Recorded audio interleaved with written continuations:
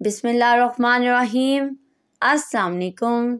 میں نادیہ افضل اردو زبان کے مختصر سے تعارف کے ساتھ۔ اردو پاکستان کی قومی زبان ہے۔ اردو کو رابطے کی زبان بھی کہا جاتا ہے۔ اردو زبان 4 حرف سے مل کر بنی ہے۔ پہلا حرف الف، ر، دال، واو۔ اردو کا پہلا حرف ہمیشہ متحرک اور آخری حرف ہمیشہ ساکن ہوتا ہے۔ اردو زبان تعارف۔ اردو ترکی زبان کا لفظ ہے۔ اس کے معنی لشکر کے ہیں۔ اردو ایک میٹھی زبان ہے اور اردو زبان میں عربی کے 28 حروف اور فارسی کے 4 حروف ہیں۔